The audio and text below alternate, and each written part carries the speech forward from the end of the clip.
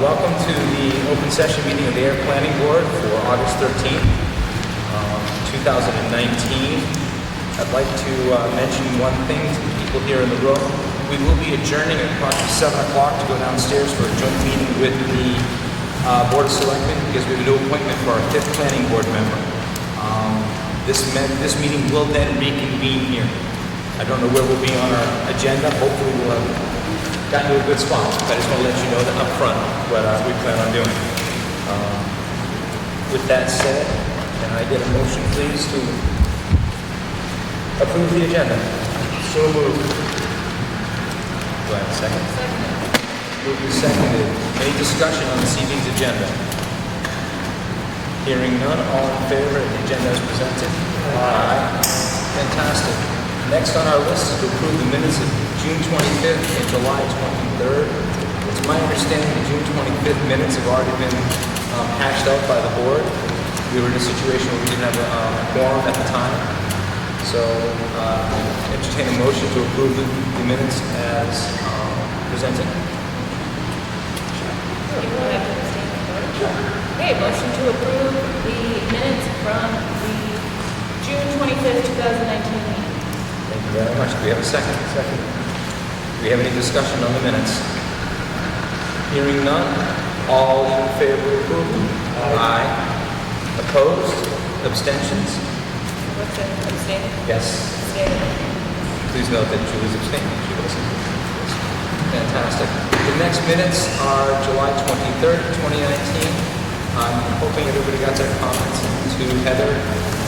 They did, and I made the corrections. Fantastic. Where is it? I'm going to ask for one quick correction. Julie's name is Julie M. Marie. That's okay. Are you sure? Or S-I-A-N. Yes. Okay. So we'll go with that.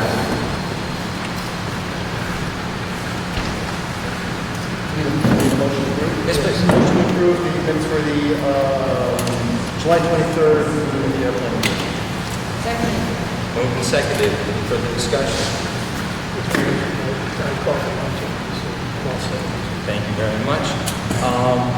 Hearing no further discussion, all in favor? Aye. The chair will abstain because he wasn't at the meeting.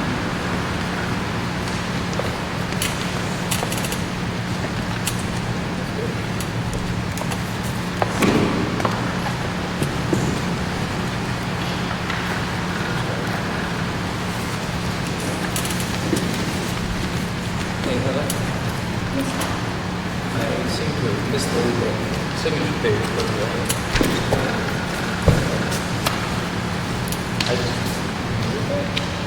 I pulled the package apart anyway. When you find a copy, I'll sign it. Fantastic. Moving along on our agenda. Okay, thanks. So there's something here.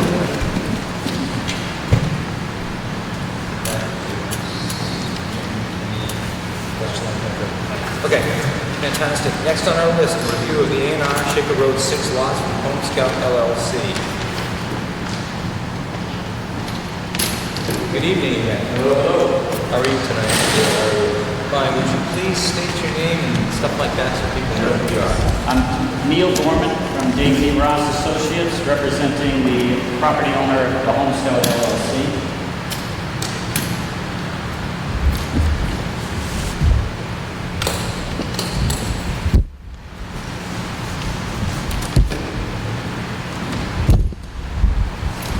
Some of the board members of this project may seem familiar to you. Last September we were here. This is 9 Shaker Road. So here's Shaker Road here, Middleton Road, Route 2A. We had come in and had this endorsed to be a 7-lot division where the existing house number 9 was to be removed as part of that division into 7 lots. The homeowner has changed his mind and a good way to keep the existing home. So we've reconfigured it to now just 6 lots. So each lot, or lots 1, 2, 4, and 5 have 100 feet of frontage. Lot 1 has a little bit of a handle here up to Middleton Road. And Lot 3 has 152 feet and 0.71 feet of frontage, and keeping the existing house and meeting the required sideline offsets. And Lot 6 is another larger lot than most of them. This one has about 177 feet of frontage and has over 52,000 square feet of land area. These properties are in the general business district, so 15,000 square feet is the minimum land area and 100 feet of frontage. So this A&R is presenting that this plan meets the frontage and area requirements for the town area. If I recall, Lot 1 handle that was for utilities which already exist. That the utilities do not exist, but there is an easement proposed to continue out there. There's a utility easement here for the sewer line. We've also added a second easement in the front, which is going to be part of the drainage design that's been submitted to the town for review.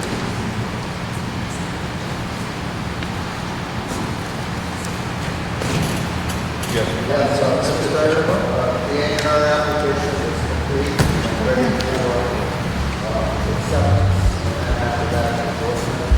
I also wanted to remind the board, this is part 1 of 2 for this location. Part 2 will be on August 27th, where we will be reviewing a site plan for stormwater management for the lots for the subject to Empties requirement? Yes. Any questions? Comments from the board? Is the prison sidewalk? Is there a proposed sidewalk? We do not have one now proposed. There are some large trees right along the road there that they're trying to maintain. And the owner of Lot 1 is responsible for maintaining that dogway that goes out? That's part of their land, and then there's an easement for the sewer line to be installed through that. But yeah, the ownership of that handle is Lot 1. Is this the original, same as the original breakdown? Can you speak up for this? Yeah. The fans are going. This is the same parcel of land, it's just divided up differently. This was a 7-lot division because they were taking down the existing dwelling. They're keeping the existing dwelling, so in order to meet those requirements of side offsets from the existing structure, we've now reduced it to just 6 lots, of which one of them is the existing dwelling. But that original lot in the corner, that lot property, LLC, Yeah, that was the same. That was the same, yeah. on both sides. Correct.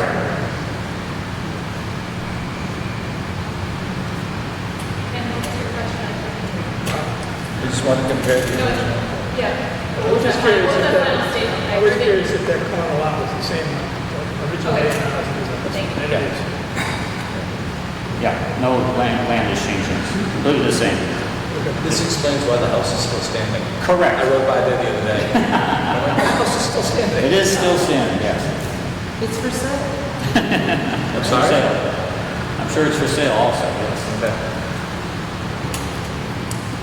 Any further comments from the board? Not at this time.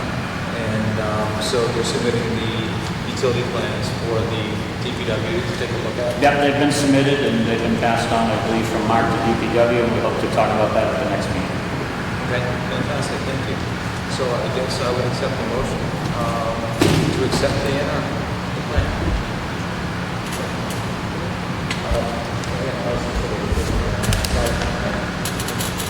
Motion to accept the for Shaker Road 6 lots.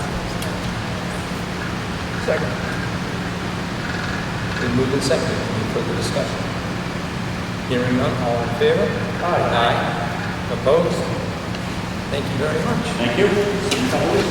Yep.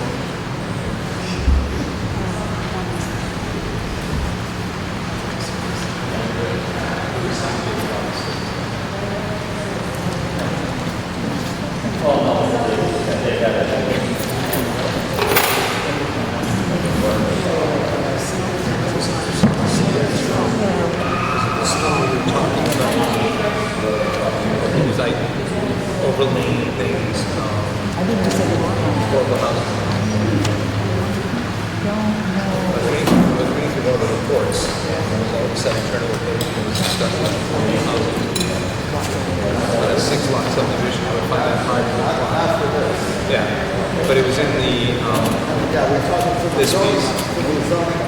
things. I just want to make sure. Because I just flipped the page and there it was. And I'm like, why am I discussing 10 Pennycook? No, that's for the other, I want to talk about something. That's the new, everything put together in one document that came out to us. Oh, right, yes. I didn't break it up in my head very well. Huh? That was fun. I liked it when it was fun. It's just easy to do.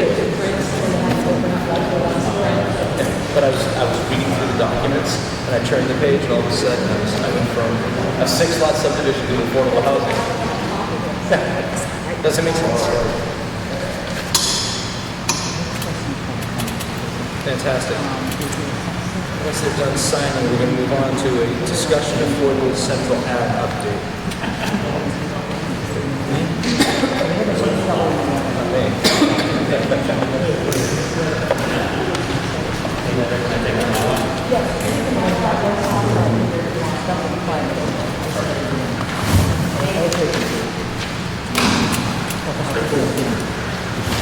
So, next on our agenda is a discussion of 48 Central Ave. If I'm not mistaken, that is the ledge down the street. It's got the big hole in it. By way of, can I ask people who are here about 48 Central Ave? We had some interest in the room. Let me kind of give you some background just to set the stage. Get this lady the letter. Too much paper. So, 48 Central Avenue came to the planning board a couple of years ago as a 7-unit condominium. I understand, and I'll ask Mark to clarify some points if we need them, that the original proponent has sold the project to somebody else at this point. There hasn't been a whole lot of activity down there. They've done some blasting, they've done some hammering, but the project was stopped and stopped.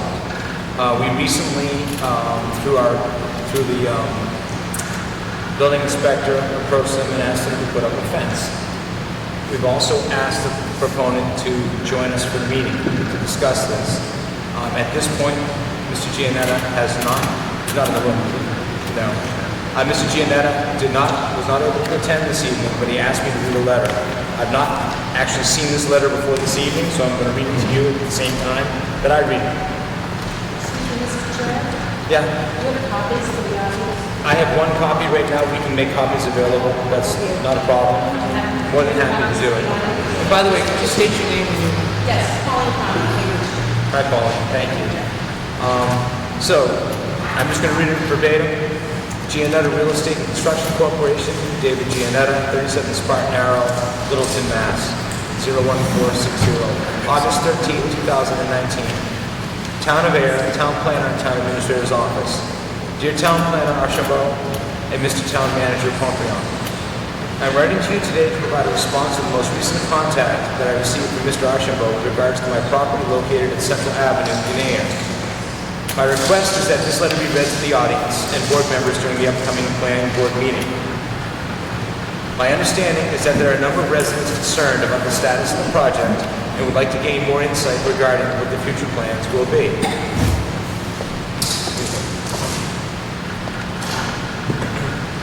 As evidenced at the site, there has been a significant challenge with the massive ledge to work through. During this process, I've had a few ledge hammering and blasting contractors who have taken advantage of me financially and have also delayed my schedule as a result of not following through with what we agreed to with regards to schedule. After this experience, I was left with an uncertainty of whether or not I wanted to continue with the project or entertain selling the project in its current state to another developer. After giving the project further thought, I have come to the conclusion that I will continue the project and see it through to its completion. I've been corrected. I thought it was sold. Sorry. At this time, I have prepared the property to the point where the foundation hole is ready for a foundation, having compacted the subsurface and gravel, and having the foundation hole staked by a licensed engineer to indicate the 4 points of the proposed foundation. By request of the Building Commissioner and Zoning Officer, Mr. Schultz, as of Wednesday, July 24th, 2019, I installed construction fencing around the accessible perimeter of the lot. As of Wednesday, August 7th, 2019, I had informed Mr. Pomprion of my plans to move forward with this project. And as of Monday, August 12th, 2019 of this week, I had a conversation with Mr. Archambault about my plans to submit for a permit application on Tuesday, August 13th. As of today, I have submitted a full set of plans to the fire department for the review. Fire prevention suggested that they will work hand in hand with Mr. Schultz to thoroughly review the plans so building permit can be issued as soon as possible to commence construction and head toward completion of the project. I am hopeful that this letter will help I am hopeful that this letter will help the concerned residents with an uncertainty of what my intentions are, as I plan to see this project to fruition and produce a tasteful condominium development that will bring 7 new property owners to the town of Ayer. Thank you for taking the time to read this statement to the audience and the concerned residents. Sincerely, David Giannetta. I hope I'm pronouncing his name correctly. So there is, I think, probably answer some questions for folks. Do we have other questions? Yeah. Concern. Yes. On my limited knowledge that I have learned on these sidewalks and things we have done, that fence is not construction fencing. I think I've heard it's called snow fencing. And I think there's a big difference when it comes to the safety of children and other people that may need to stay off the premises. It is already starting to slope down and not actually stand up as a fence. I run by it every day. And that I think is, well, you did ask for construction fencing to go up, but I don't believe that's what it is. Any other comments on the fencing? It's definitely not construction fencing. You can see examples of construction fencing on the project down at the... Can't hear you. Can't hear me? Can't hear you. That is definitely not construction fencing. We can see an example of construction fencing when we go down Route 111 towards Harvard, and we see the project for the new filling station, gas station, convenience store coming in. That's construction fencing. We can see an example of construction fencing when we look at the parking garage. It's got construction fencing all around it. It's a chain link type fence. It's got weighting on the bottom, which holds it in place. It's connected with some kind of a system to keep it as a uniform piece of fencing, and it is supposed to cover the entire lot, not just dribble around the front of the lot. So we do have a problem as a board. And I make a recommendation that we make a motion or a vote that we contact Mr. Schultz and say we are displeased with the construction fencing that's been installed and insist that the right kind of construction fencing be in place as soon as possible. I agree. Are you making a motion, sir? I have a motion. Seconded. Motion and a second. Any further discussion? All in favor? Aye. Opposed? None. Thank you. Other comments from the board? Sir, Open for discussion? I'm an easy kind of guy. All right, well, first of all, on the fencing, Can you identify who you are and where you're from? Paul Steele, 52 Central Ave. Thank you. I live next door to this, and I'm going to give you a little synopsis. On the right-hand side, What? as you look at the property, on the right? Right-hand side. Yeah. First of all, on the fencing, I've called the town several times, the DPW and Mr. Schultz, and requested fencing be put in because kids have been playing in there. And he told me originally there's nothing the town can do. It doesn't require, as it wasn't, a foundation walled in or a trench, which isn't truthful because there's a trench there. So, does the town have the right to request a fence or not? We can request anything we want. Is it a law or, I mean, what is your power? We're going to find out what our power is. Okay, so they're allowed to do something like that and leave it unsafe and No. you don't know what your power is? Doesn't seem to be well, Chairman. Go ahead, please. We investigated the site conditions that were approved for the project, Yeah? and the approval process, which was a few years ago before any of us were on this board, did not include anything specifically related to construction fencing. However, it did include an approval for fencing, permanent fencing at the top, which would be part of the construction process. But any sound construction practice with that kind of excavation, and any sound development of that kind of excavation would include protection to the site and for the neighborhood, as a matter of normal business practice. I'll tell you what I've gone through there. I was originally told when I went to these meetings, the process was going to take a year to be done, 100% start to finish. Obviously, it's taken several years. He's not 100% truthful in his letter. Is anybody here to represent him, or it's just a letter? No, he sent the letter. I did. He's not 100% truthful in what he's saying here about the, he didn't know about the challenge on that lot, because I talked to him in the excavator from day one, and the person doing the excavating knew how hard the ledge was there, and that doing the hammering was a waste of time and it needed to be blasted. So him saying he didn't know wasn't truthful. I've had my car damaged, $3,000 worth of damage to it from the blasters. The person who did the work still hasn't been paid. He's taken the blaster to court. I have cracking. I have my foundation pulling away from the house. I have a door in my bathroom in my addition that doesn't close anymore. I've contacted the blaster. No return calls. I've contacted this gentleman here. No return calls. So I'm in the process now. I've contacted the lawyer. I've contacted the person who did the site work, the inspection. I've contacted my insurance company, and it's going to be a huge uphill battle. They spent 2 years with jackhammering and blasting. They were there several times and fracking the property. So either the gentleman that is general contracting doesn't know anything about contracting, or something. I don't know. I built my house there and had blasting done and I GC'd it. And I had no issues, nothing like he's going through. And I can't understand why. I've tried to talk to him about it. And he told me, I owe you nothing. You get what you get. That's a quote from him. So we've had 2 summers of hammering, blasting, basically ruining our quality of life. My kids are homeschooled. They have to sit there wearing headphones because of the hammering. And they're not even close to being done. They still have to put in the drainage. They have to build a trench. So we're talking about either more blasting or probably with him another summer of hammering. So what's the resolve on that mess down there? What can the town do about it? The last meeting I heard somebody make a comment, I can't believe people aren't here complaining about it. Okay, so I'm complaining. What do you propose to do?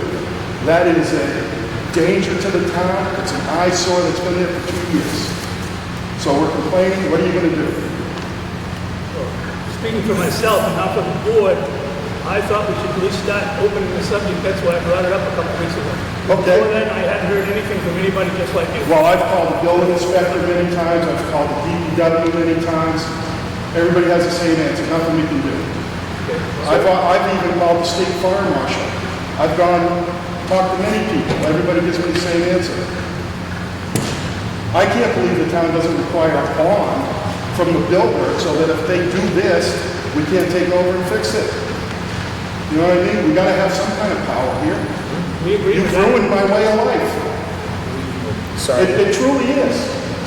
If I could move right now, I would. If I didn't have a mortgage on my building in Lunenburg, I'd have been out of here because that's how terrible it is. And all of you have the responsibility to make sure this doesn't happen. There's no performance bonds. You know, as I was told, as long as he goes up there once every few months or so and makes a little bit of progress, the site can keep going. I could do that for 20 years. Well, thank you. And I'm sorry that this has happened. Not done yet. Go ahead. Seriously, it's terrible. I understand that it's terrible. He wanted me to complain. I'm here to complain. Thank you. Would you like to continue? No, go ahead. You sure? Yeah. The chairman can talk Yes. in his meeting. Yes. Thank you. You got it. Typically, the thing that makes developers move forward is the financial gain of the project that they're doing. And that is oftentimes the carrot. The stick's not often needed. This is an unfortunate situation that has happened. I think, my opinion aside, that's where it is. We have reached out to him and asked for him to join us. He did. He chose to send us a letter. Okay? That's where we are with this. He has given us information that he's going to continue to move forward. We cannot change what has happened up to this point, but we can work with him going forward to see that he lives to his word. It's his financial risk that should keep him moving forward. It's also a financial risk to the town of Ayer, because if you I agree. abandon the property, Thank you. you got a $100,000 cleanup there and loss of taxes. We haven't reached that point yet. But it's everybody's responsibility to make sure that doesn't happen. Yes, and we have not reached that point yet. So when does that point come out? I cannot predict the future. Excuse me, Mr. I'm not positive, but perhaps with the building permit process, there's some ability to require surety Yes. for the project. Also, Mr. Gianetta was in front of the Board of Selectmen last month with another development in town for a marijuana grow facility. And so he's got some negotiating to do with the town, and I think the town needs to use leverage on that. In addition, I believe to get the blasting permit, the blaster has to put up a bond and insurance, and Chief Pedrazi probably has the that. data on that. So if there's damage due to the blasting, then the fire chief would know what the process is on that. Thank you, Mark. That was Mark Wetzel, our superintendent of DPW. Other questions? Yes. Is there water, has water accumulated in the bottom there? It's like a quarry in the bottom of the The pool. question is there water in the bottom? I do not know. I've not been on the top of the I well. can answer that, not as a technical person, but I did walk it after heavy rain. In this water. No, it wasn't, I was, much to my surprise, it seemed to drain on its own. I didn't see any evidence of any washouts to the street. I was looking for washouts and things like that, other than on the side. In front, it's all drained on his property. Excuse me? Since he did the trench, no water's been Yeah, Yeah. it's been staying. It does seem to drain through. Yes. So, for Polly County, 40 Cambridge, I think I'm the next closest abutter, although I'm not an actual abutter, but Polly's just next door on down the street. There is an associated property on Cambridge Street that the original builder constructed, and as part of that, one of my building, Excuse me, Paul, I can't hear you. I'll sorry. Please. That's all right, I can't hear you guys. No, we got a fan between us No, and the I- street noise. There's a house that was built on Cambridge Street next to where the Parkers used to live. That is associated with the original builder and the construction site on Central Ave. That house, from everything I've learned, was built in order to help finance the Central Ave. But one of the questions I have that really relates to DPW is Cambridge Street was jackhammered from above that house all the way down to Norwood Ave, and I don't know if it came down a little further. That process was heard all the way out by Smith Street on the rail trail, believe it or not. We lived with it from 7 a.m. to 5 p.m., 18 months, at least a year. And then it was all closed up because the property was sold. I don't have any questions for you because I've done a lot of research, but I would very much like to suggest what Mark said. We have a meeting with the building inspector and insist that Mr. Giannetti be present. And if he doesn't come, I would say to Charlie, don't issue the permit until he meets with us. And I would like to see restrictions not only on what can and can't be done, but when and what time of day. Starting jackhammering and construction, pile driving for the support beams for the condominium project that goes forward at 7 a.m. while it's within the zoning bylaw, and I know we've had some dialogue about that, it's ludicrous at that time of the morning. There's no reason it can't start at 9 and end at 3. Pauline's alluding to a conversation that we had, not face-to-face, about our noise bylaw. Our noise bylaw allows noise from 7 a.m. to 9 p.m. Monday Monday through to Friday. Friday, and I think Saturday and Sunday. 9 to 9 to 9 on Saturday, and then noon to 9 on Sunday. Yeah, we have a very liberal noise bylaw, which may or may not get changed at any time. That's a whole different process that That's a whole starts with different you guys. process. I'd like to look into that and see if we can be done. That would be I appreciated. don't know what restrictions you ever put on a developer here along those lines. And unfortunately, Pauline, I've been on the other side of the table. We've been setting time limits to do a project. And oftentimes what do it is a good neighbor. It's a good neighbor policy. So, Absolutely. and I think if you watch, we've been in situations before where we've actually said to the proponent, we want to be good neighbors. Meet us halfway. And actually we came up with some creative solutions. We did reach out to Mr. Giannetti last week. 2 weeks ago. Yeah, a couple weeks ago. We continue to reach out to him. This has been, Mr. Seeley, this has been a point of discussion amongst board members, trying to figure out what it is we can do. And having Mr. Giannetti actually come to us in the last 10 days is a change. Having been putting the fence up, whether it be an acceptable fence or not, he's showing something. And we continue to work with him through our inspection services, through Charlie in his office, to see what we can get. And we'll work with the selectmen, as Mr. Leslie was saying. I know you're the download for that, but I do want to say to you, I know that you four members have nothing to do with the approval process, so I don't mean to put this on you, but I totally support and agree with anything that you can do moving forward to make the residents of the town happier, I guess, if that can happen. And Paul and I will follow this to the end, and I think from everything I've seen on Facebook in the last couple of days, a lot more people are going to start following it too. So thank you very much for all of that. Yeah, based on the discussion of this now, I have to see Charlie tomorrow about something else. I will bring this issue up and try to set up a meeting between Mr. Gianetta, Charlie, the fire chief, perhaps Mr. Wenzel, so that we can all resolve this, get a timetable, talk about the feasibility of putting stronger fencing, and getting this going. Also looking to the security potential for the building permit. Since the planning board at the time did not require a bond, which is surprising to me. We've, as many people may know, and I'll say it again, we're working hard to change planning here and there. We've got a lot of opportunity here. We've done a huge amount of work since Mark came on board. We have Heather. We've made gargantuan steps. We're going to end up with a couple of things that are older that we have to contend with. It's unfortunate, I'm sorry to say. And it takes time. It takes time. Making of laws, two things you should never see. Laws and sausages. Okay.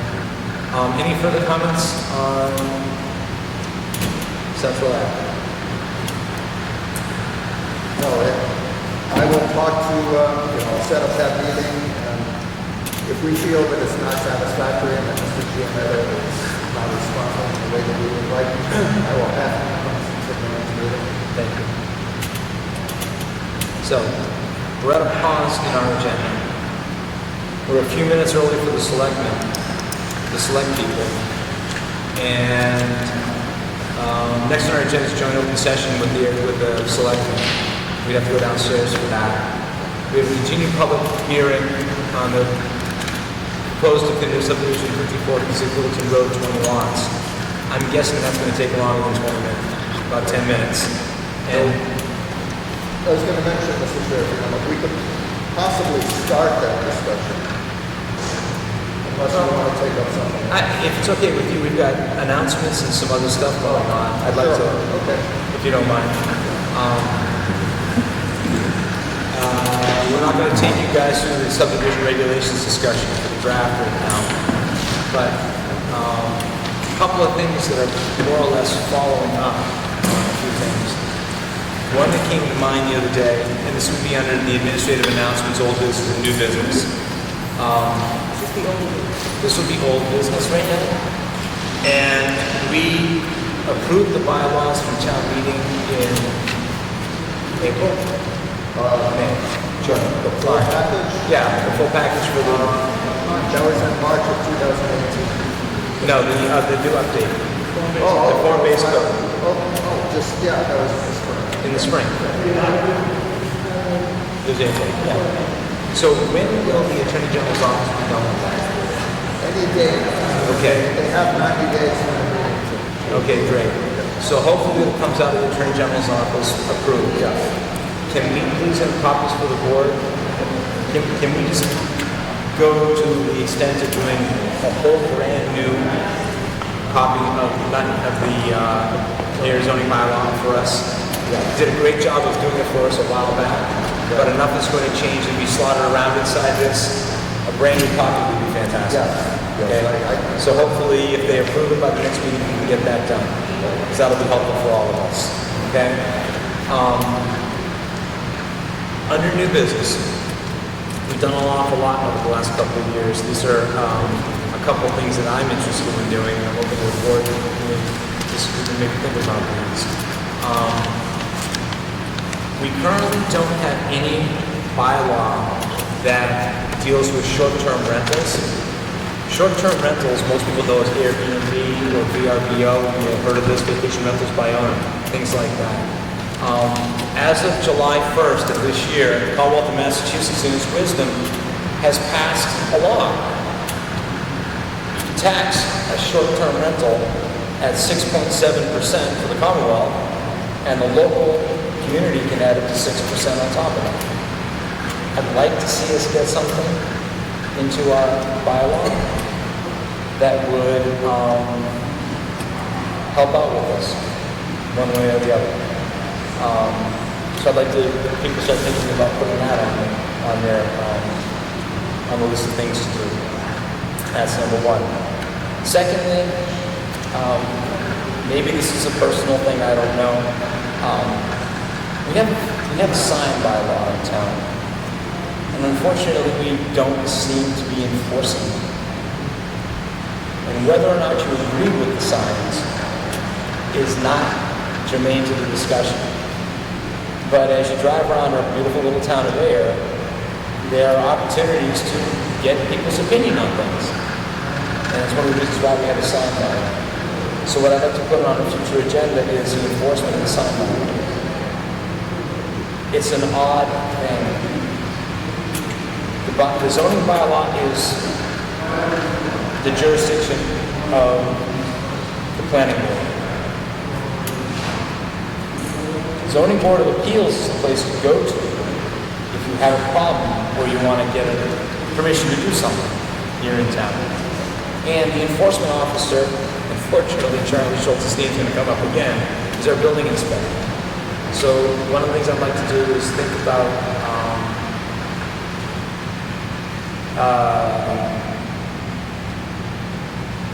what works and what doesn't work in the sign bylaw, and how we go about enforcing it. One of the things that brought it to my attention, and I may not make any friends when I say this, is I drove around the corner onto Park Street about 1.5 years, 2 years ago, and there was a 56 or 60-inch TV set telling me what's going on in town. If you go by the school, there's a big TV set on the side of the road telling you what's going on.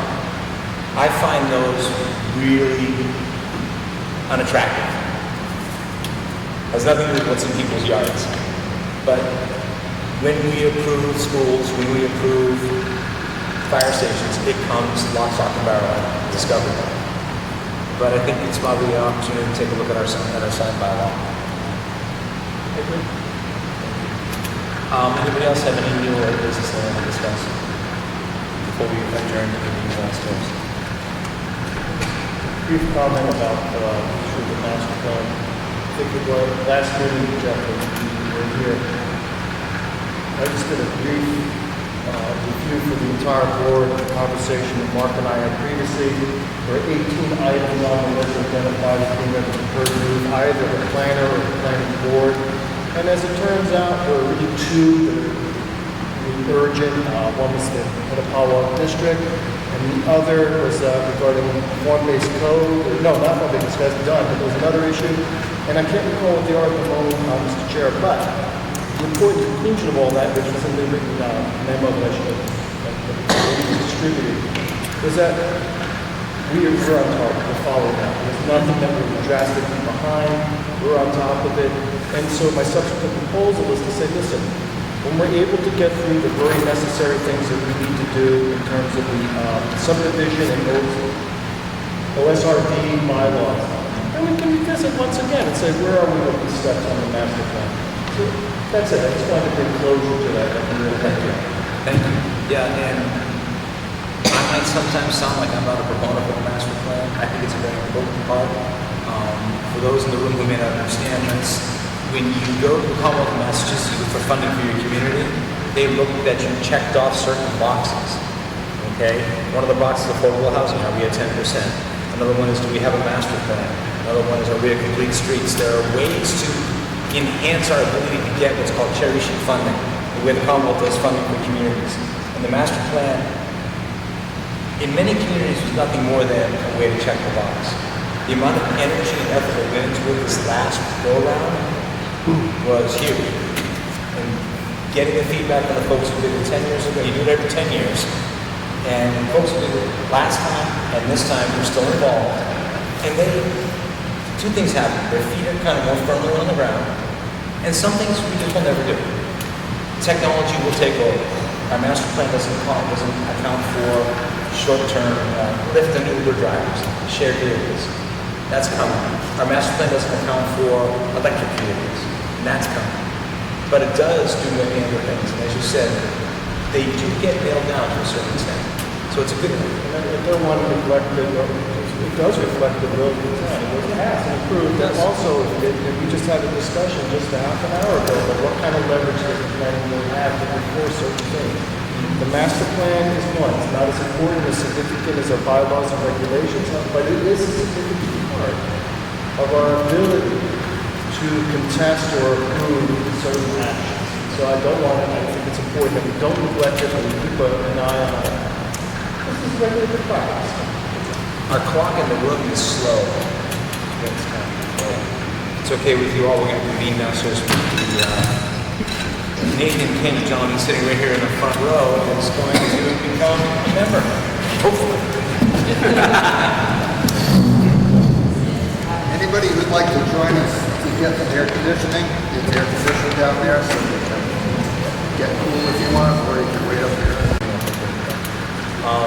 Just to let you all know, introduce Nathan King as our newest member of the planning board. Nathan was shown some interest, and he just got appointed by a joint meeting of the selectmen and the planning board. Thank you for your patience while we were downstairs doing it.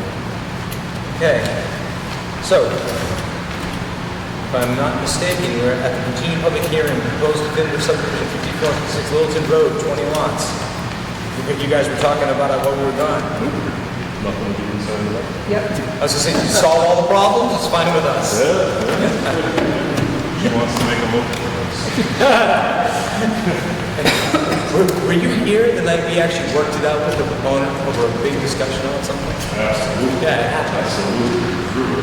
Yeah. Are we going to do the site plan at the same time, or the That could be part two. I'd like to give a brief. You mentioned that, so overview. yeah, that's a. Back in July, the Ayer DPW gave comments to GDR regarding the engineering aspects of the proposal, which is dated July 26th. And, well, actually, this is from GDR addressing the initial comments of Ayer DPW. So you see in the black ink is the comments from the Ayer DPW, and green ink as July 26th memo is the response from GDR as to how the plans changed.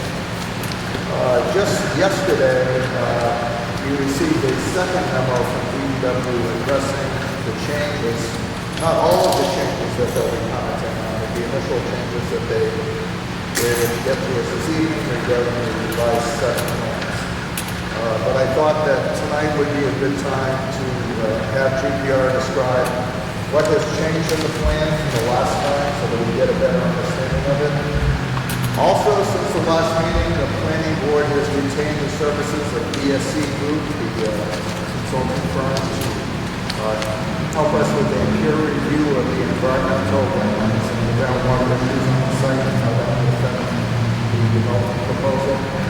We had a site visit yesterday with both GPR and the BSC Group, where we looked at the wetlands mitigation, we looked at some of the engineering aspects. They did not feel that they were ready to submit their initial report for they requested to come to our next meeting on August 27th to give us the initial findings and recommendations as to this plan. So that's it for now. Also regarding the site plan, I issued a letter to GPR regarding some things that I would like to see in the site plan application, which we can take up when we discuss that. That's it? Yes. Enter and sign in, please. Good evening. My name is Dick Coleman. I'm the Chief Engineer of Coastal Press and Ringwall, also with Lynn Lativ, who's the project engineer. As Mark talked about, we've made some steps toward revising the plan, the initial conversations, peer review engineer. Actually, let's ask a question to what Mark said. They request that they come and provide their comments at the 27th, or are they going to provide those when those are available? Prior to the 27th, yes. They will submit comments to us and to GPR, I believe a few days, at least a few days, so a week before the 27th. That's a big step. My understanding is tonight would have been a crazy use of the two meetings. Not for anyone, wouldn't work for anybody. You got no work done. Yep. If that gets it as quickly as possible, you'll get it as quickly as possible. So I would just ask that, if that's within a week, we don't have time to review, respond, revise. So we would ask to kind of be able to work with the board and the peer review to, if it comes out on the 25th, we'd probably ask them to come to September so that we can actually have it full. We'll continue to work with you guys on that one. Appreciate that. Yeah, no, it's, we understand it's a very short time frame, and you're willing to have it done, so let's get it done. Yeah, exactly. I don't want to come here and say, yeah, I'll do that, and have to be on the ball or. So speaking about the peer review, the sidewalk was yesterday. Basically, just wanted to look, have eyes on actual versus what the plans are. We submitted a revised plan for initial conversation with the planning board, I believe, the end of July. So I think when the BSC associated, it's, we're not saying they're dragging their feet or anything like that, but we're definitely, because of the first hearing for the site plan application, so we won't give you an update rather than just send you a letter saying, we'll see what the next time. So at the site hearing, the one substantial change that was made on top of the plan was actually regarding the wetland delineation. Our sub-consultant, the wetlands consultants, Oxbow Associates, who delineated wetlands, as well as the BSC associate reviewed it and revised one flag. I believe it was flag 6. Please don't quote me on that. Flag 6, which was this number, I believe, this way up. So 1, 2, 3, 4, 5, 6. I believe this flag here came closer to development. What that does is maybe put the limit of the burn from 7 to 4 maybe slightly into the 100-foot buffer. There was nothing, at least as far as I know, there was no punches thrown. It was all cordial, and that was the one. Yeah, wasn't Joanne Christoph there also? I wasn't versed in that. I was lucky Yes, enough to stay in the page in the office. But yes, I believe there was a number of people that were walking around. So as far as revisions are concerned, move this. A couple of the revisions, the overall proposed houses have been reduced by 1 lot. Initially in this area, adjacent to the property, there was a common driveway that had 1 house served on the right, and it came down, there was 2 houses off to the right. There was some conversation about trying to take what we originally called a micro pool or a wet basin. It's basically a burned area to try to attenuate some of the flows that are coming from the abutting properties prior to getting to our analysis points of the wetland. There was some conversation about taking that basin and moving it into house location. That just wasn't feasible, unfortunately, due to gravity and water flowing downhill. Moving it into that area would have moved the basin up gradient and really starting to eliminate the possibility and narrow our area, contributing area, which made it go from functioning to just doing a lot of work to go over that. So what has happened is this basin is approximately about 2/3 the size that it used to be.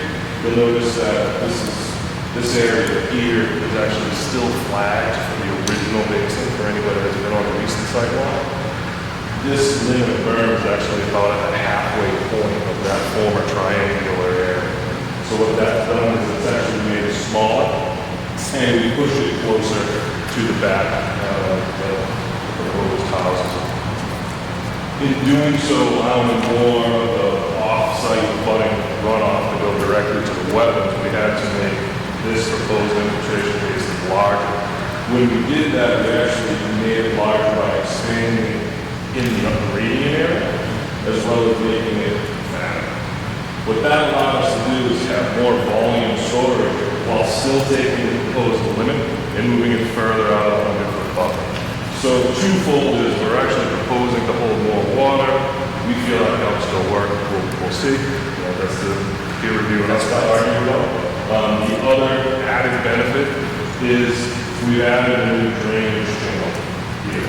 The whole point of that is basically these yards before was grass, clean soil. That would allow it to go into the wetlands directly. It's kind of a trade-off that now we have more flooding runoff going to the wetlands, so we're actually controlling more of the cost getting into the infiltration area.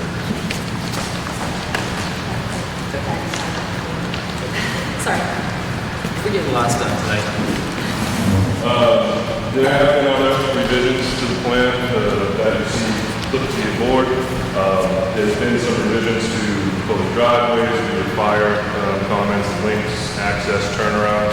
The center of the cul-de-sac has actually been the landscape island as we removed, so that will be a C. We crowned the road at the board's request rather than having it super elevated. That's introduced a couple of new drainage inlets. We've taken the proposed sidewalk from as I'm driving in from the right to the left. We provided a number of things, and as Mark talked about, the updated DPW letter, most of them are no further comments or things like that. There are some still outstanding ones.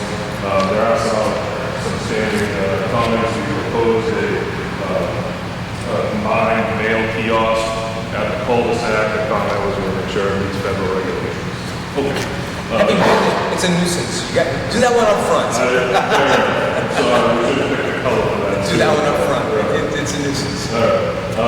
So, we know it's an ongoing process. We think that we've tried to appease a lot of the comments that we've heard from the board directly, while still providing a common ground for the developer. Since the last time we met also, we've agreed to submit the site plan application, which is our next item. This is actually the butter notifications for that.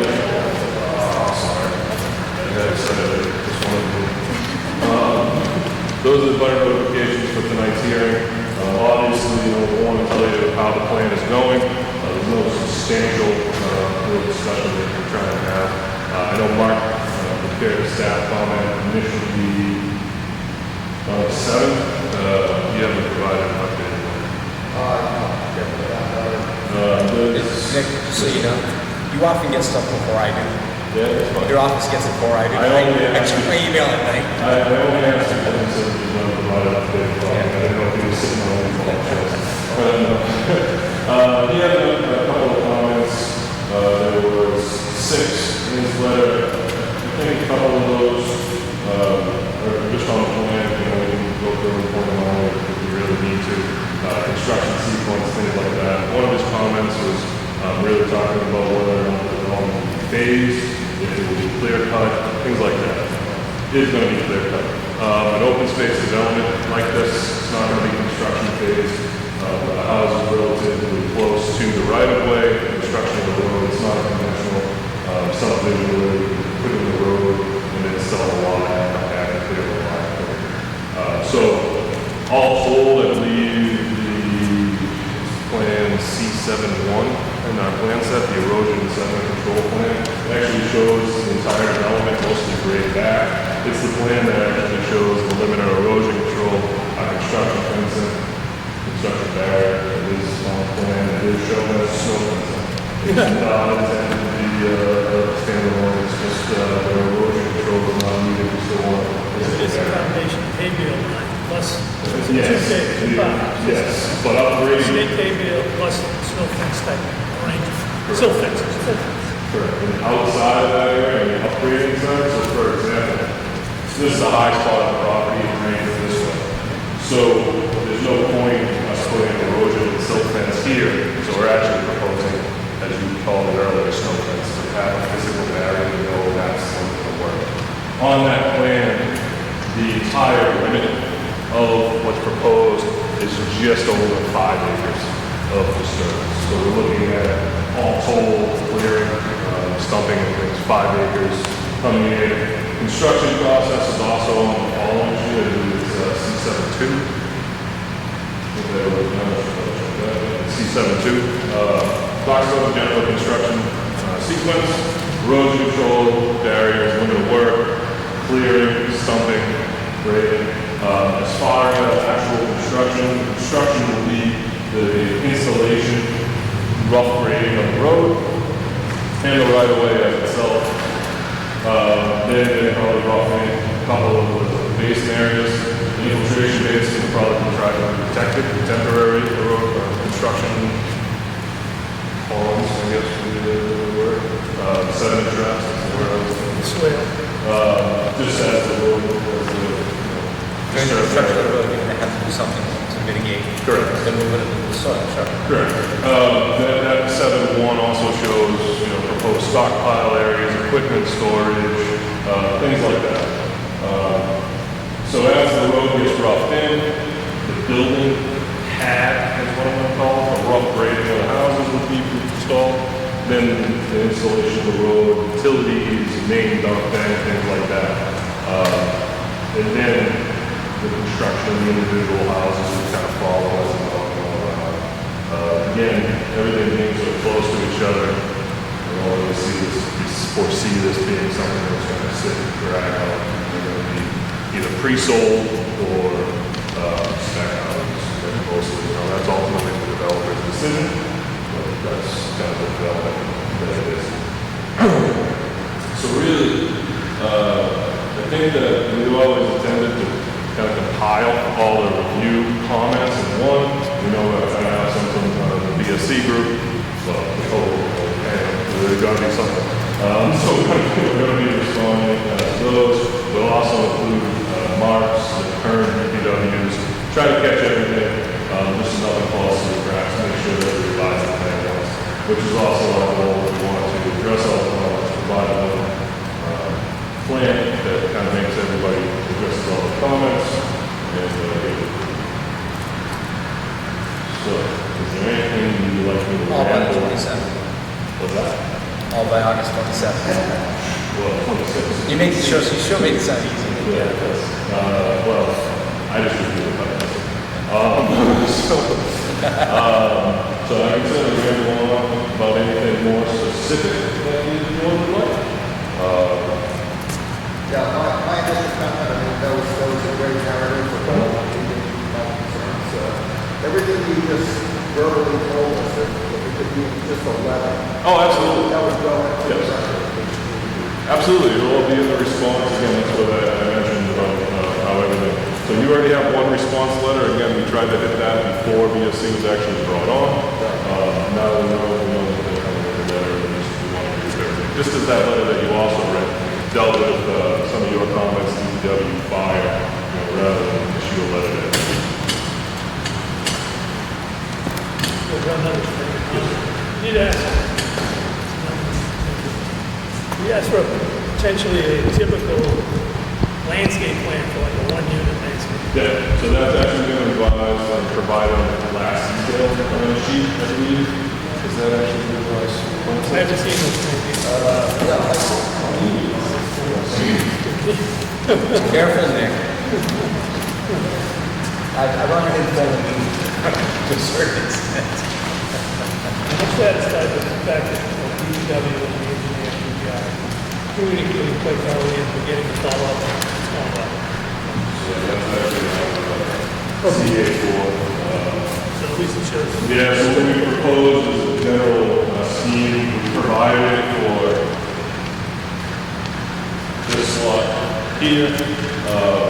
There'll be some other functions, for example, these houses are still very developed as the houses that are actually proposed. That's a typical idea where, maybe a walkway, maybe a walkway from the road, and there's no sidewalk here, there's no drive. So it's a little bit specific to try to do, one representative. It is intended to be, grass with landscape areas kind of just on the facade of the house. Well, that's our intention. That's my understanding, the houses, have the elevation of the houses don't exist. What's the front, what's the side, where's the...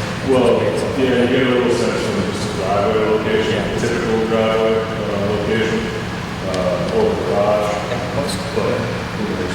most new developments, the garage is the entrance. Right, so, in per the OSRD, under requirements, trying to set up a neighborhood, the majority of the proposed temporary houses right now, the living box is actually up against the road, community, where the driveway is in the back, so it's very possible, for example, that the back's actually in front, and the driveway on the back. There's some other new orientation that you start to see, maybe a little bit But oftentimes now you see the driveway from the walkway coming off the drive, as opposed to off the sidewalk. correct. Are you happy with the process, Mark, at this point in time? Yeah, I think getting all the comments at the same time would be acceptable. That's acceptable to the board. I think everything is so interrelated. We have to ask them for an extension. Oh, yeah, I mentioned to Cal yesterday that, there's no way we can, vote on the plan at the August 27th meeting. He recognizes that, so, but what he requested, I think, is for the board to make that request at the August 27th meeting so that we can have a better sense of how long it'll take the PSC to do their review and for us to all come together. All those issues. Yeah, I mean, we're already just got down now, I'm not gonna say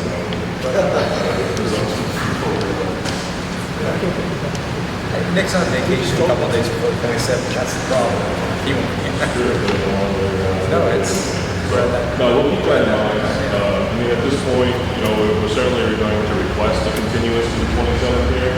From a realistic standpoint, we'll certainly be in contact with Mark, via email, phone, or the person about getting a continuance from that.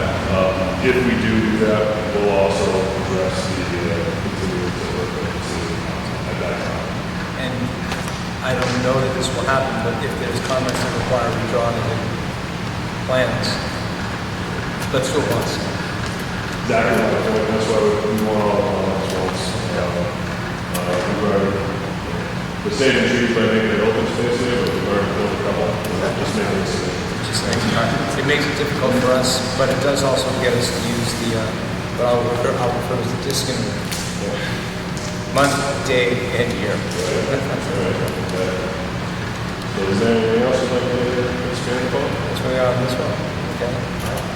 So I'm all set. Everybody all else set. Basically, we're in a holding pattern until we get the wetlands back.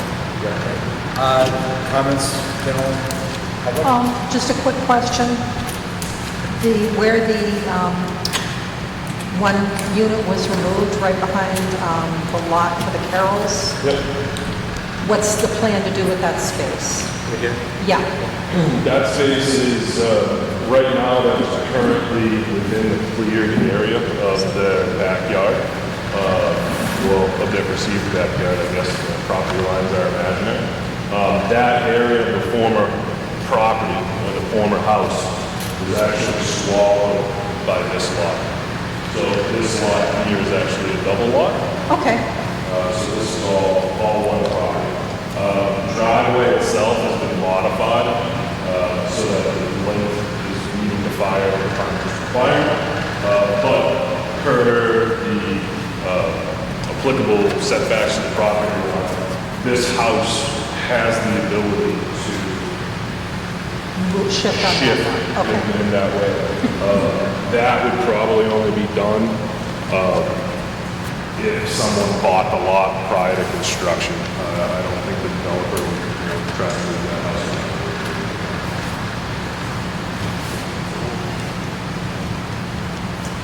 Other questions?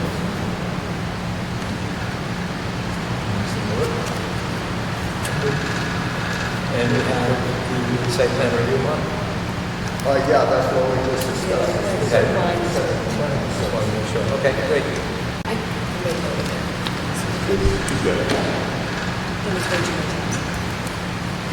Actually, one Yeah. thing I forgot. Now's the time. When the next plan comes in, the actual construction plan and that, will there be anything in that plan to address the demolition of the two existing houses that are coming out? Like how that's going to be done? Or if there's any? I don't believe that's typically covered in the plans. No. So those are subject to a demolition permit. They're a relatively old house. They have requirements when they come down as far as testing of the materials and proper installation. That was my concern, yeah. That's not, there's a leap of faith between the design of what's shown on the plans and the responsibilities of the building department and contractor to kind of foresee. On the plan, it talks about them being within the limits of work, proper erosion control so that, anything doesn't go migrate down gradient, and that the materials be properly disposed of. It's not really in the engineer's purview to say, we want trucking slips to X amount or things. That's more in the building inspector's purview.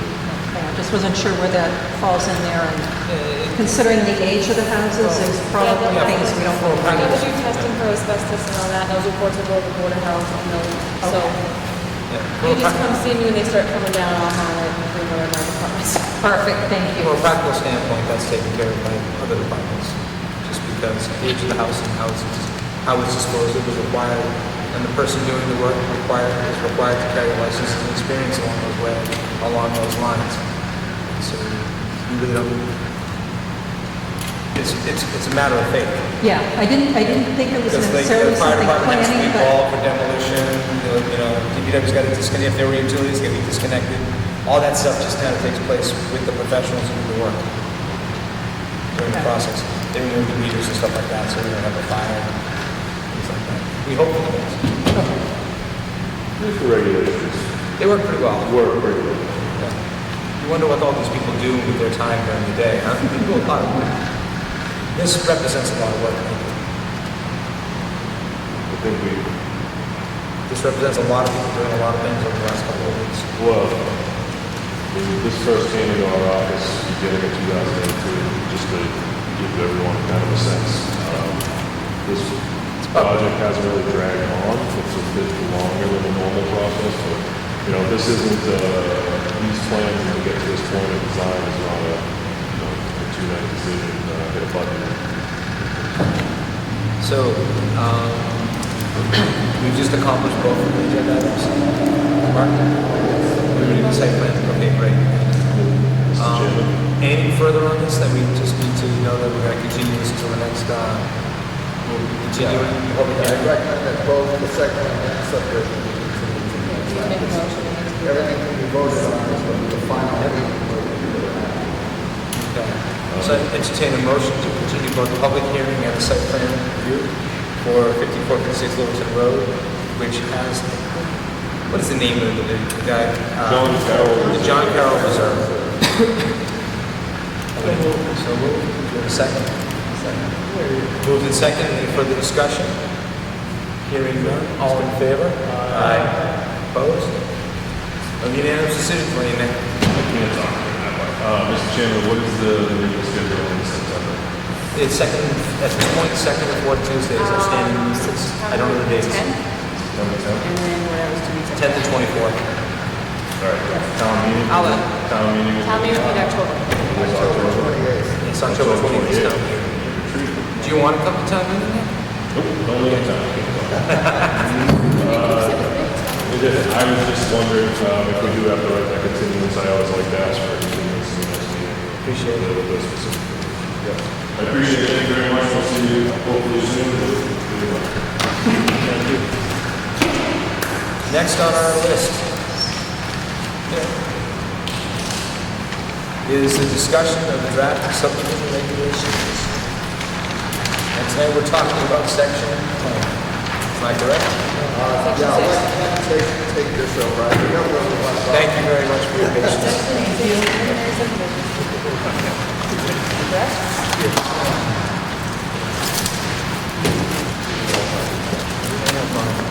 I can find it. You can have my staff. I already written them out. You can have my staff. And so that'll be the one that looks like this.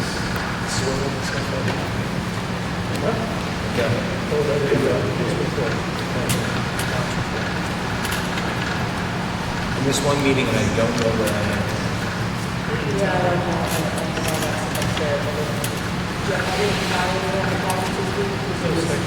Sorry. Can you see the last page? Okay, we're in section 6, right? Preliminary plan. And we're finished there, so we decided 2 meetings ago to look at different sections before we took a shot at the whole regulation. And we already reviewed section 4 at the previous meeting, and a portion of section 6, which was the portion regarding A&R plan. So we now are on section B, with the 6B, which would be preliminary plans. So, you don't have to. It's not an act. Okay, thank you. Go ahead. So the way we did this before was we each individually reviewed it on our own, came into the meeting, made comments on small parts and pieces that we may have a question on, and then we just moved through the section. So I have, unfortunately, I couldn't even on my printer at home, so my page numbers don't match the web page numbers, but it should be the same section. So everyone agree we're on B, preliminary plan. Application requirements is the section is procedures for submission and approval of plans, section 6, subsection D, right? You have it, John? I am afraid that I did not bring those notes to this meeting. I'm going to bring them to the last one, and I failed to remember to bring it to this. So that was my... And I didn't bring mine back. Notes? That's a mistake. That I remember that we went through the portion of it, that time restrictions required me to finish it. And then, of course, my brain failed to remember that, yes, bring those notes from the previous meeting. So I am handicapped because I don't have all the notes I made on the document. Looks like You say you have them upstairs? I have them somewhere on my desk upstairs. You can read them over in 5 minutes if not possible. Oh, But in essence, good having you do them on your own. Yes, we did. I did. Did you not? Okay. I was on vacation. So Ken, what happened was, I think most of us, we came prepared to the last meeting that I was talking about this. And then we only went through a portion of it because of time. Right? And then we said, oh, we'll pick it up in the following meeting. So here we are. Of course, Jeff, to make a recommendation. Okay, I did miss the last meeting, and I've been on vacation between the two. And as I said to somebody the other day, I honestly couldn't remember your name because I had just been with 150 people on a function that I was running, and names were just gone in my head. So I'm going to recommend that we send out a reminder to people for the next meeting. Yes. Okay. What do we have on the agenda for the next meeting at this point? actually, it's going to be a fairly busy meeting on the 27th because we have, well, a continuation of this. And Yes. a longer one because we have a consultant. Then we have the acceptance for the Shaker Mill plans. So we're hoping to get that open. Yep. That one hopefully won't be too long, but that could be maybe a half hour. Then we have the site plan for the stormwater management for Shaker Road for those A&R lots. That's going to be more technical, Hopefully have their comments by then. Yep. Then we should be actually discussing the board definitive sense the zoning ordinance that we're going to start tonight. And then the subdivision. Is there anything else other than? No, unless the A&R comes in, that's it. Right. Okay. Which there might be. This is the Well, luckily, we'll be downstairs where we can hear each other. They have air conditioning in that room, did you notice? Only during selectmen meetings. Yes. I'll see if I can pull some wood. So I guess we'll recommend that we delay it, but so I guess the only thing I'll ask is that the board do section 6 and 7 in particular, so that we can handle those. And I'd like to make a request that Mr. Disco, I already went through it, I did make notes and little post-its on it, but is there anything in particular that you want your eye that you'd like us to be especially attentive to, that you were concerned about, that you anticipate merits, very close examination, anything you want to direct us to? You think it would. Thank you. And Mr. King, we'll get you a copy of this. Okay. And you'll have to study with John. Okay. And then now you can cram with them, but you can't take this view. You have no Thank you. And I'm making myself a note to remind myself a week in advance. There really wasn't anything in particular that's complicated, except for when we get to the very end of 7, when we have the table that talks about what we believe are going to be the acceptable widths of the rights of way, widths of pavement, and the types of, shared driveways, common driveways, that section, when we set something apart, the cross section. We've talked about it actually in these meetings, because we've seen it come up. Yes, we have. And, so now we're going to on the sidewalk yesterday too. Exactly. So the old subdivision regulations have a requirement that's dated. This table attempts and will include that this will be the new regulations. So I spent some time thinking about that. The rest is mostly a lot of requirements of the applicant, sending in the drawings, what required in the drawings, and description of what's a narrative that needs to be acceptable and so forth. So there's a small piece about preliminary plans, that's B, C, and so forth. And then the definitive plan is the majority of the rest of 7, which is stuffed full of. So I don't have much on my notes either, because we did this with Mark and Dan. But it's really important that the planning board has other thoughts. Throw it in. Now you have another thought, because we have now heard from Mark Wetzel. Yes. I just learned from Superintendent Wetzel that we should be able to get comments on the draft subdivision regulations to us within a week. He told me last week that they could be forthcoming this week, but definitely before the next meeting, and I will send out his comments to everybody as soon as I get them. So hopefully we'll have a week to review them before next meeting. You mentioned me downstairs when I was sitting behind at the selectmen's meeting, and turned around and said you had gone through it. And yet, I think the term you used was general comments. Right. I don't think it was specific. And I talked to him, and he said he had not yet gotten to the design review comments or the technical aspects of it, but he was reviewing more the administrative procedural stuff. He had some comments on that. So hopefully the next discussion about the subdivision regulations will be informed by his comments as well as by looking at it again. I'm going to push us forward to the town planner update. Okay, my update has to do with the zoning amendments that will be proposed for the October 28th special town meeting. And the first of which, because Jeff was turning the pages and saw affordable housing, you may wonder where this came from. Yes. We haven't had to deal with this yet. Yes. Back in early June, Alan Moyen, myself, and Alicia Hersey, who's the CDBG housing specialist here, we discovered that the affordable housing provision in our bylaw only pertained, as it was written by the consultant, to special permits. It talked about affordable housing, density bonuses, for situations that require a special permit.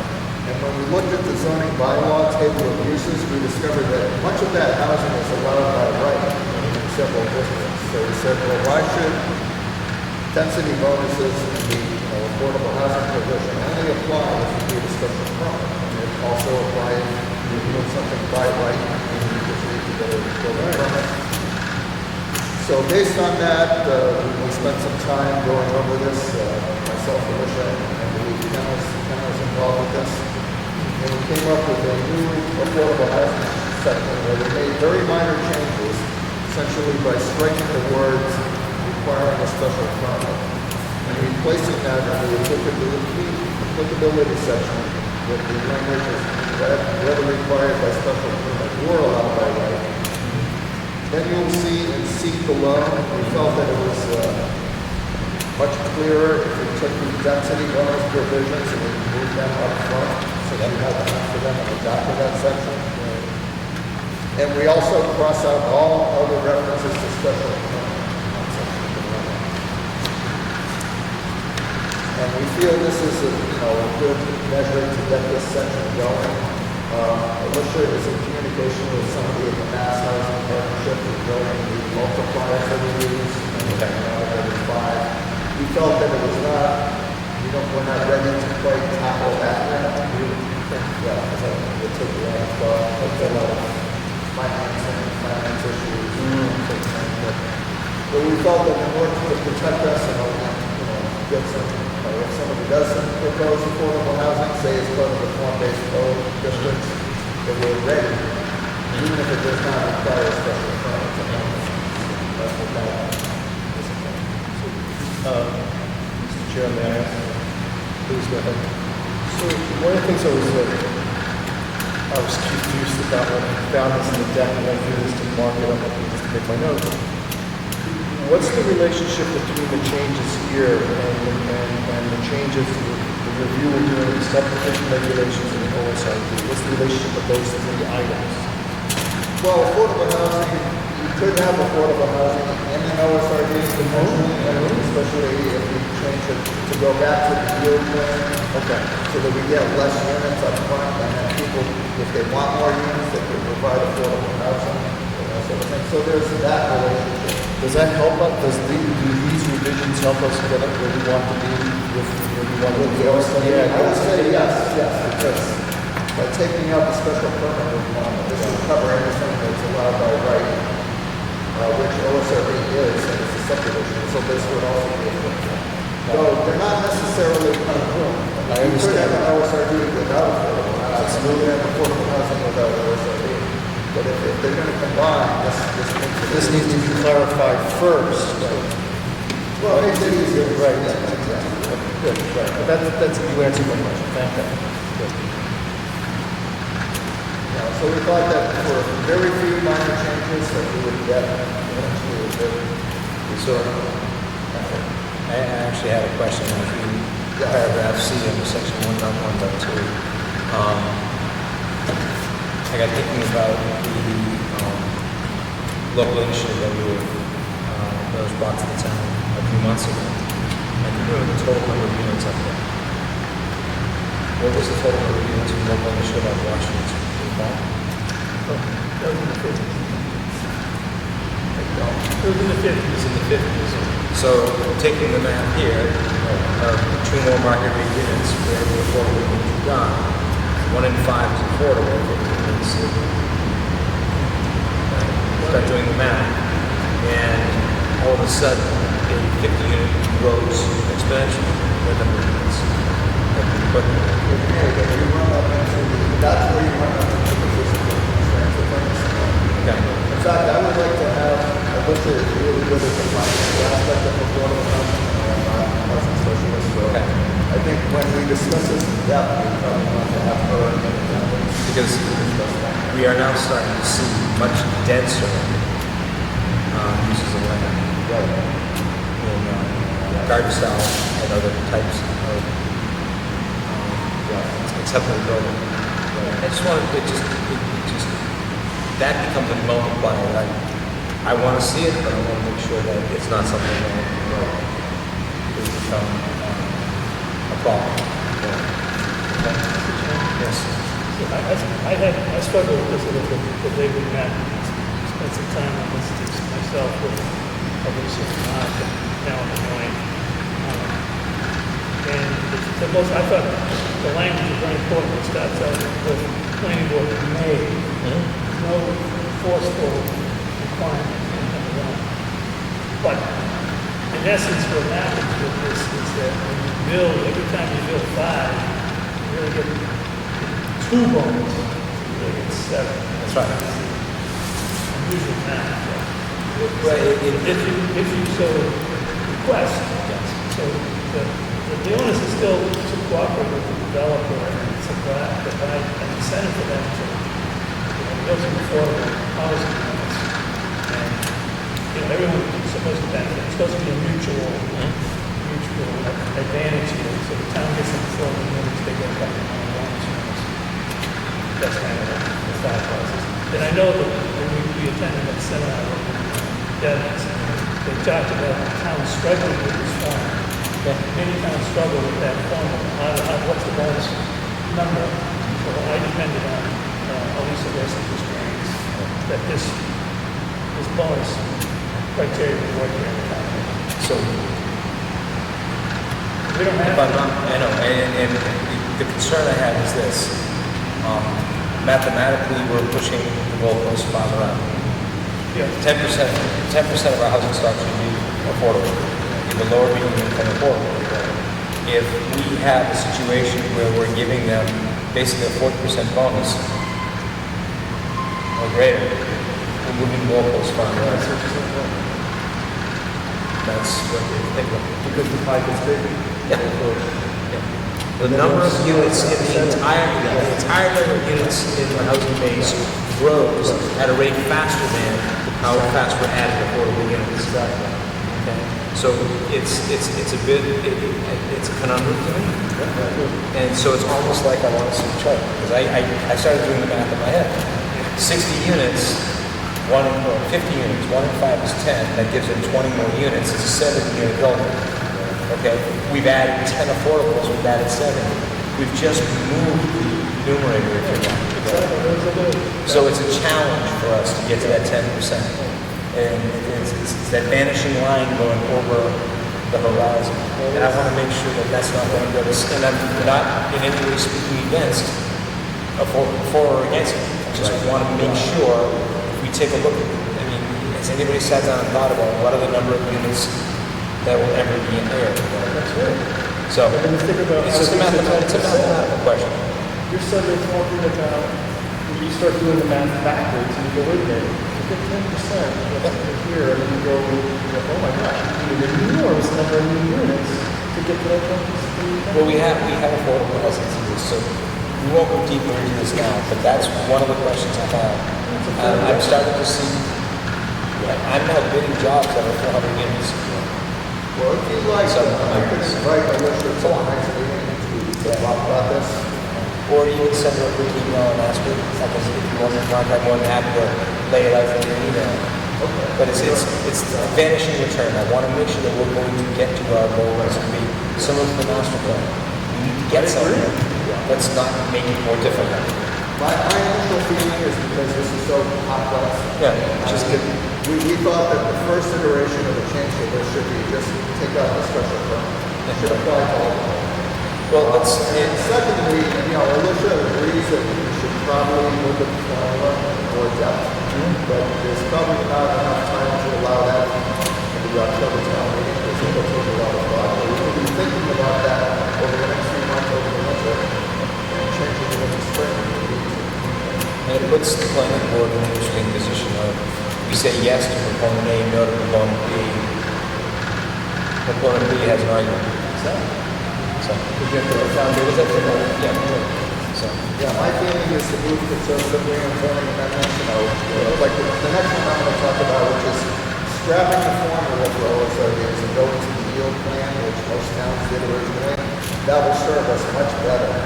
We will get less crowded subdivisions, we'll have more flexibility in the arrangement of open space, we'll have more room for potentially some affordable units. so moved.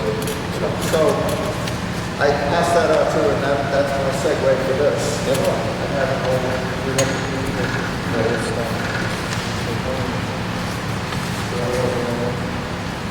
I believe so. This is before the actual last very final draft, so there may be a very minor change to this that occurred since then, but this is pretty much what I worked up with the help of Ken Lister, and also I ran it by two planner friends of mine that also work in the region. They both thought that this was, an approach that would serve very well. So basically, it's the same, it's basically what we would require for a preliminary subdivision plan, where you have to show the full lot area, you have to show the frontage, you have to prove that you can get a road, you have to show at least some level of specificity where the wetlands are, where the steep slopes are. And then after going through the exercise, the planning board will make a finding that this subdivision, as a conventional grid subdivision, would get, say, 10 lots. So that number becomes the base from which you negotiate any bonus lots or whatever for an OSOP subdivision.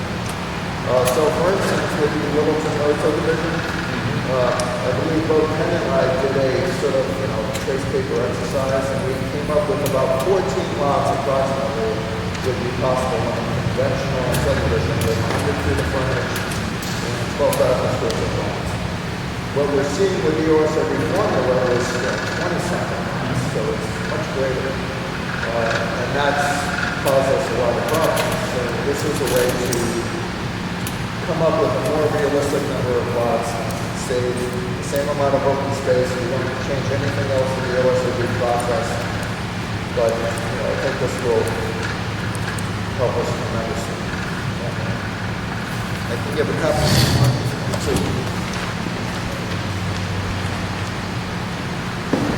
So it's basically just replacing the formula as developed by the original zoning bylaw consultant, coming up with planning plans. So they show us one set of plans, it's a yield plan, and one set of plans that is the subdivision plan itself. Every application would have both plans, both sets? Yes, we have a simple set and a yield plan. At the preliminary level. Yeah, the preliminary level. In fact, we will encourage people to do this for a preliminary plan, but, since preliminary plans are not absolutely required in Massachusetts, we can't force somebody to do a preliminary. So if they want to go right to the definitive plan, they have to do the yield plan anyway, Because we are at where we are with Littleton Road, because it came to us the preliminary plan for 14 minutes. I know, I thought that was interesting, it was preliminary at 14, and they weren't even trying to do that. And then as Mr. Goldsmith said, it's almost like the RCD was written for this piece of property. Right. Okay, thanks. Anything else in the way of announcements, Mark? So if you can take a look at that, Ken and I were also discussing some potential other zoning amendments. I'm not sure if we... If you want to.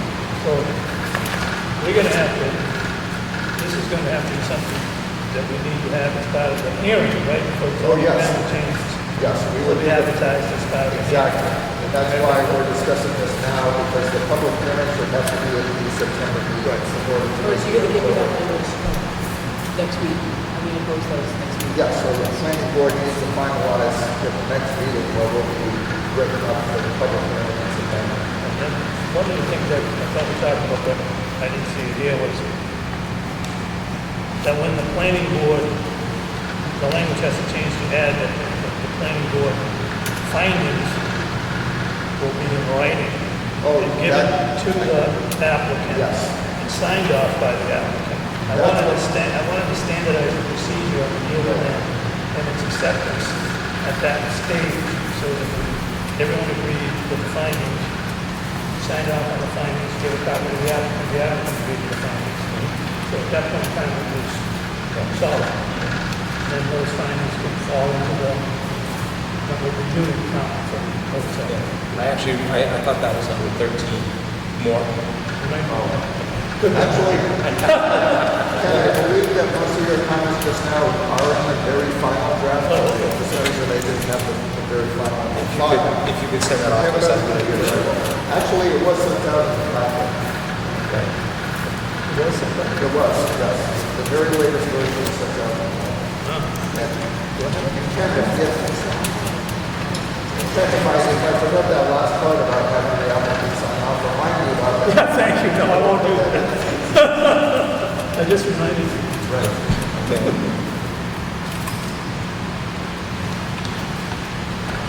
So the legal language to have it as posted for meeting, I'm assuming it's a meeting at the end of September? 24th? I believe we should start the public hearing in September 10th meeting, in case there's any comments that require revisions that we can go to the board.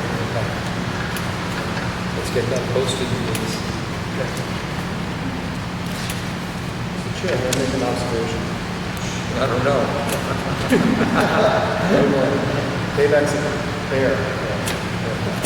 So, one of the things I've noticed is a lot of the issues that we discussed, the subdivision regulations, and also comes down to issues of density.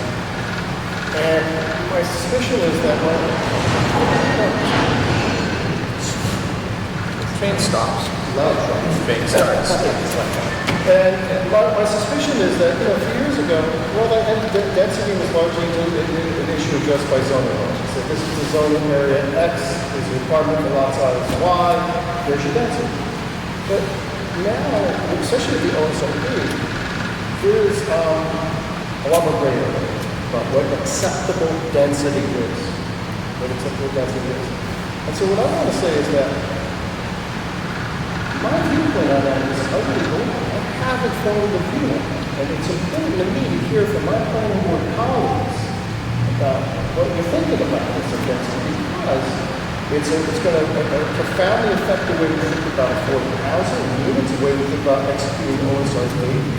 And it's going to be an issue that as the properties become, well, they are of available lots, parcels that are already so restricted by wetlands and other concerns, we're going to visit this over time and time again. And so I'm thinking in my head, well, what do you mean by acceptable density? What's unacceptable? What's undesirable? What is?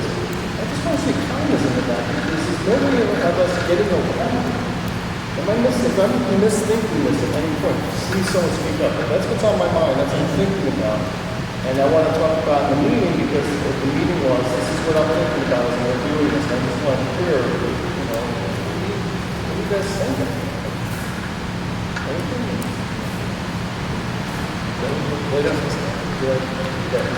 So one of the conversations that I've had with members, both recent and in the past, is the planning board consists of 5 people sitting in chairs. Each person comes to the planning board with their own thoughts and understanding of both our bylaws and their view of the community. We are not necessarily supposed to be a board that speaks with one voice. We speak with the majority of voice. In your experience, in our experience in the last year or so, it's been very collegiate, if you will. This is not necessarily the way it has to be. We will all have our own viewpoints on each one of the issues that you mentioned. Each time the board is presented with a new project, I think we'll all each have an opportunity to look at where we are and where we're going as a town. Our role is to, as I see it, is to fairly and evenly apply the bylaws in the town there, which are the road folks who do. It is not our job to impose upon the residents in there our view of the bylaws. We are really open-minded about it. And there may be instances where we end up in great disagreement. It just hasn't happened.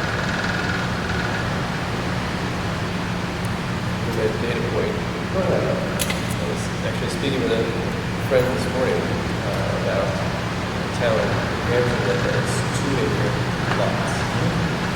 And the effect this has is made it very family friendly, but as people age, they can live on their floor and property. And the young couples get rid of so there's, what may influence density is looking at the range of families and people, their ages and their situation. density is going to differ, right? So we as a community do not have similar goal of multi-acre zoning. A lot of our projects, like Pinkley Hill, are acre zoning. They will never pay for free in our current tax system for the services that they provide. One reason why we're looking for more density is that we have talked about certain sections of downtown as being commuter friendly. People who may not own a home. I do foresee in mind, before I move on, should I live a little longer than 5 or 7 years, situations where people won't have cars. Or choose to have some sort of transportation. They want to. I had 4 cars 3 years ago, and not one.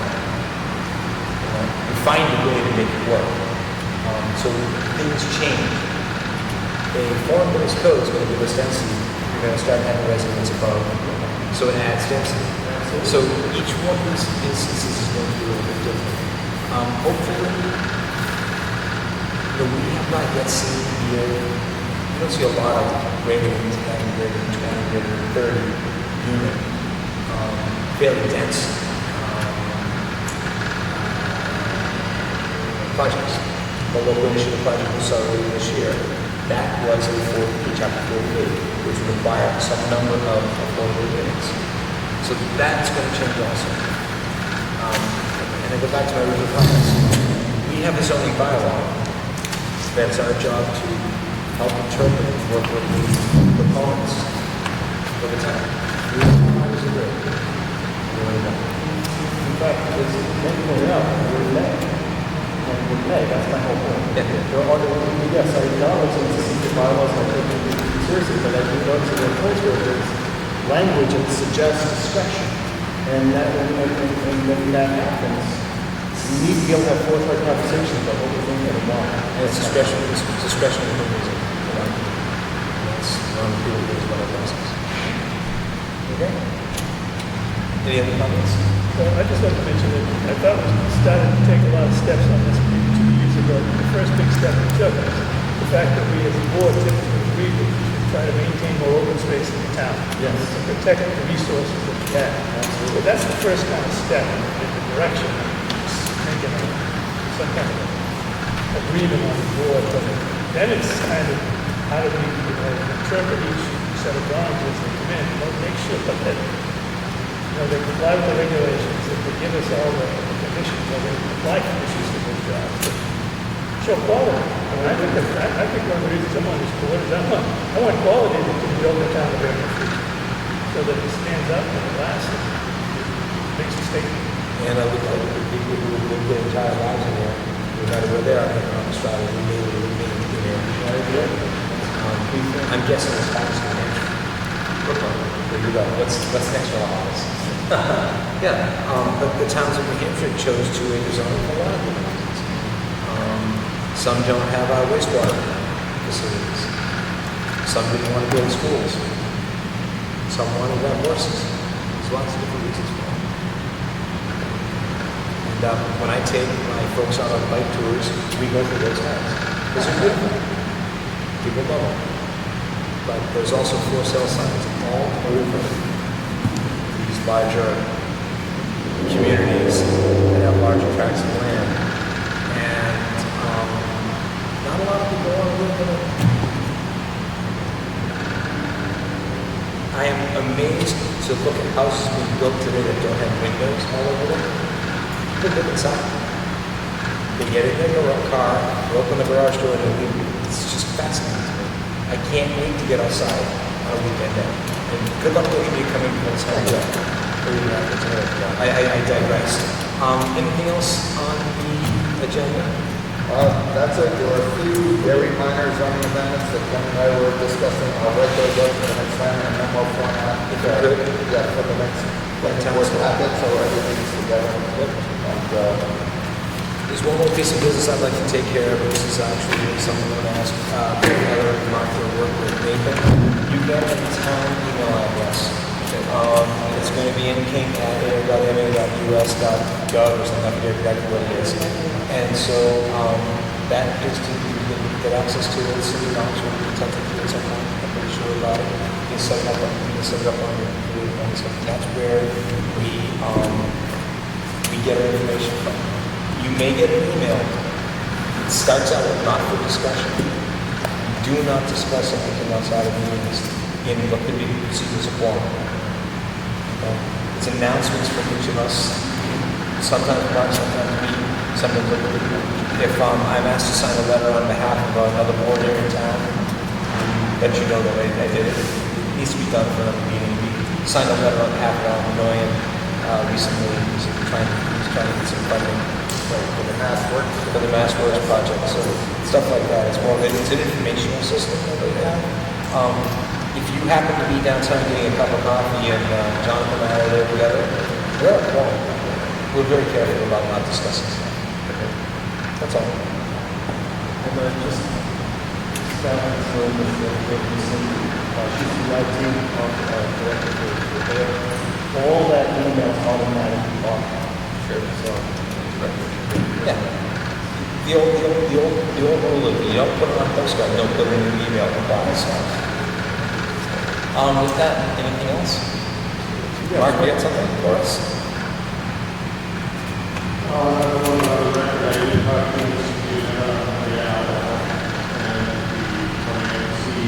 Committed to getting the project going and having a foundation plan before we start Thank you. He was here for something else with the select board? Yeah. He said he did not feel that he would be well.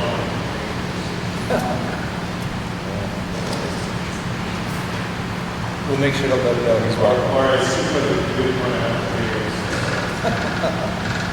The only other thing I want to bring up is that I mentioned this.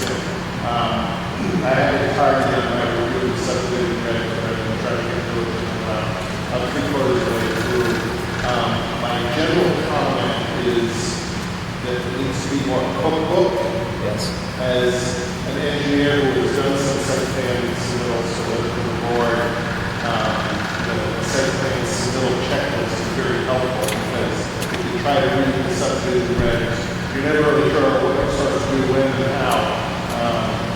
But if you have a little checklist you can go through, and I think it's the technical submission part of it needs to be more clear as to specifically what you want. And that'll make our job easier also, because we won't have to go into the plan going, wait a minute, where's the drainage design? Where's the be prescribed?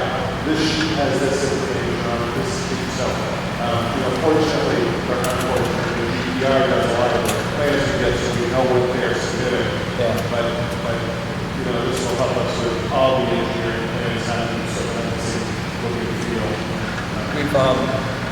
We've created checklists for different kinds of submissions. I think it's all been a step in the right direction. I don't think we'll ever get it perfect, but we're getting a lot better.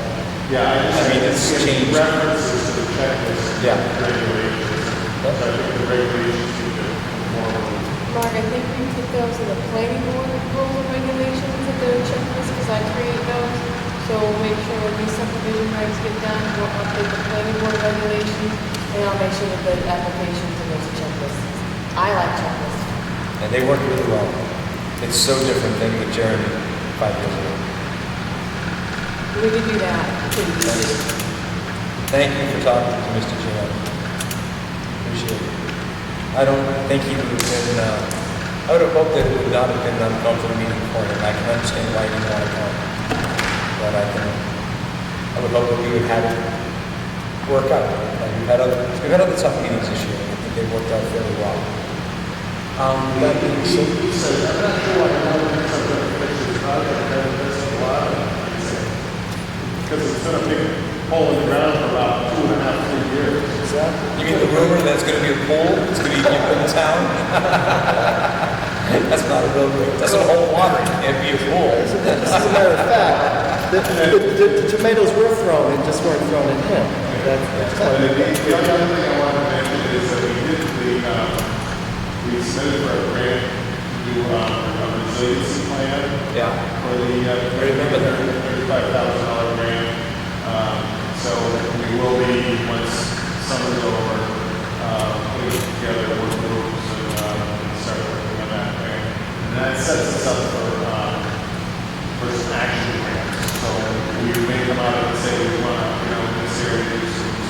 stormwater improvements or some flood zone protection or even, you know, like, you notice up on Harvard Road, we have power that are all kind of different countries, all about down the power.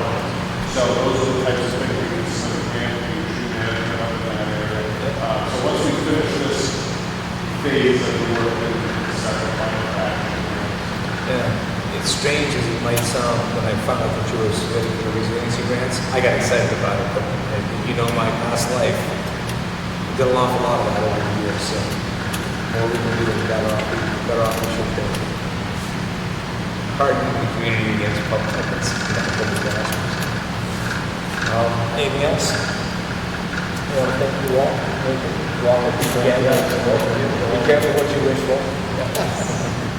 Until the 27th. Until motion for adjournment, please. So moved. All in favor?